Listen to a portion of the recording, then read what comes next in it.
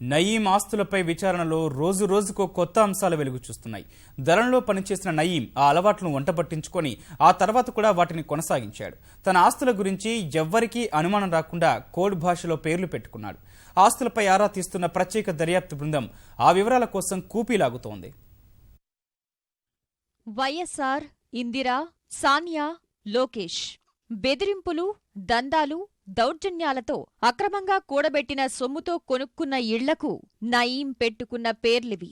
ఎవరైనా ఇళ్లను కొంటే వాళ్ల సొంత పేర్ల మీదో లేకుంటే శ్రీమతి పేరు మీదనో, కాదనుకుంటే దేవుడి పేరునో పెట్టుకుంటారు.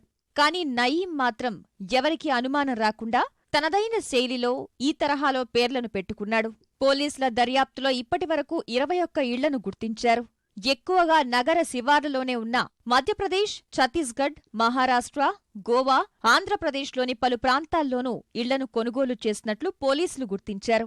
ఆయా నివాసాలకు విచిత్రమైన పేర్లను పెట్టడం చూసి పోలీసులు విస్తుపోయారు.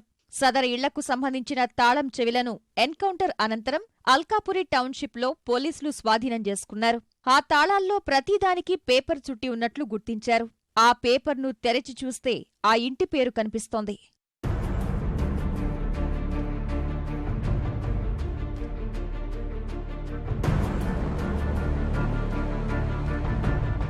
ఛత్తీస్గఢ్లోని ఇంట్లోని సగభాగాన్ని నయీం ఉంచుకుని మిగతా సగభాగాన్ని అద్దెకిచ్చినట్లు ఉంది.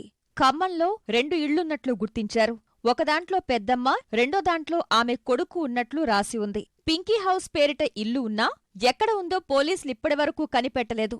నల్గొండ జిల్లా మిర్యాలగూడలో 3 ఇళ్లున్నాయి. ఒకటి హసీనా, రెండోది డ్రైవర్ అమీర్ తల్లి కోసం కేటాయించగా, మూడోది ఫంక్షన్ హాల్గా ఉపయోగిస్తున్నారు.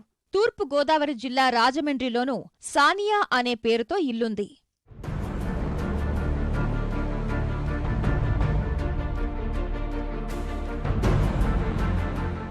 నయీం వ్యవహారంలో సాజిదా షహీన్ కీలకంగా మారింది.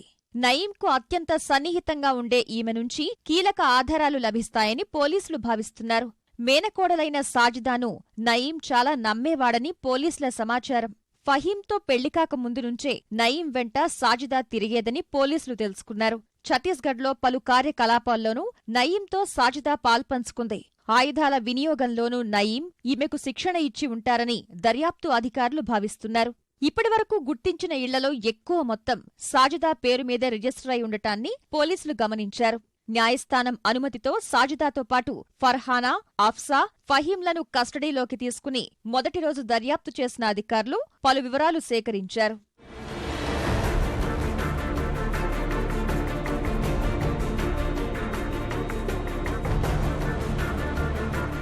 ఈ నలుగురు నుంచి సమాచారం సేకరించడం ద్వారా ఇతర రాష్ట్రాల్లో ఉన్న నయీం ఆస్తులను స్వాధీనం చేసుకోవచ్చనే అభిప్రాయంతో పోలీసులున్నారు. వీరిని వెంటపెట్టుకుని పక్క రాష్ట్రాలకు వెళ్లేందుకు పోలీసులు సిద్ధమయ్యారు.